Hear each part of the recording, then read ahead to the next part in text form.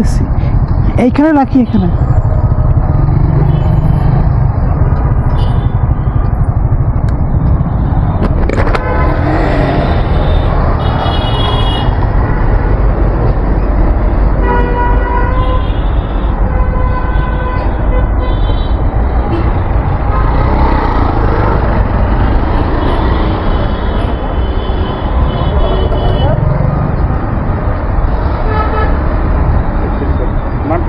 আমরা শরীফুল ইসলাম। ঠিক আছে, আমি নিচ্ছি। Thank you. ওকে।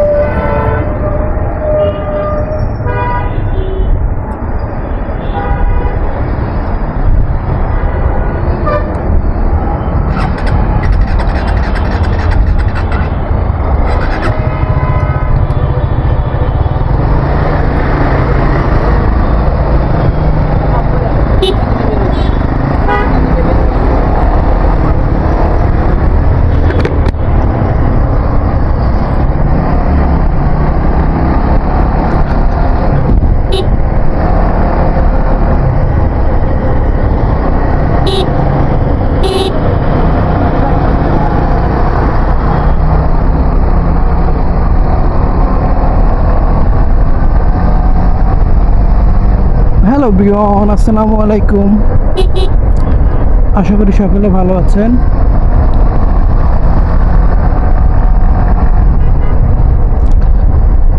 আজকে শুক্রবার, রাস্তাঘাট অনেকটা ফাঁকা আছে। একটু মিরপুর 10 নম্বর যাচ্ছি। আপনারা দেখলেন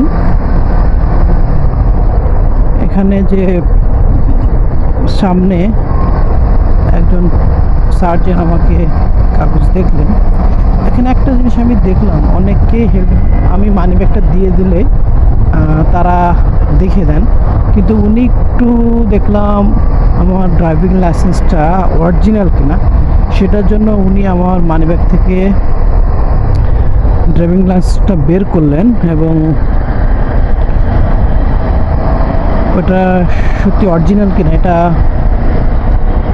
শিওর হলেন। সত্যি খুব ভালো উদ্যোগ। বর্তমানে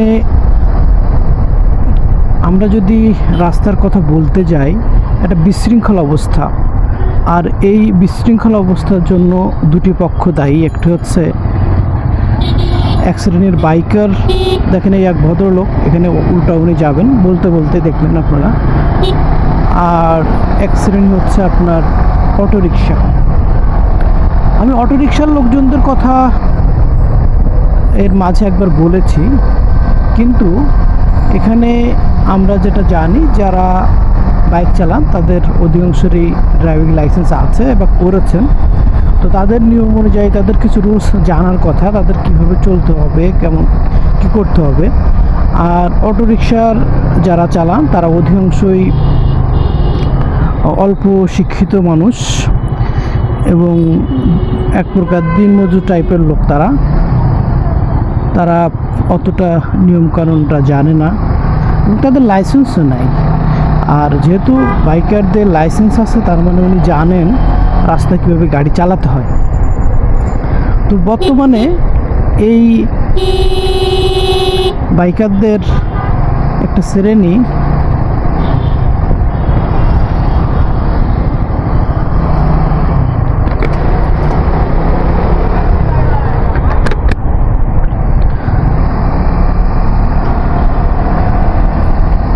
যে কথা বলছিলাম,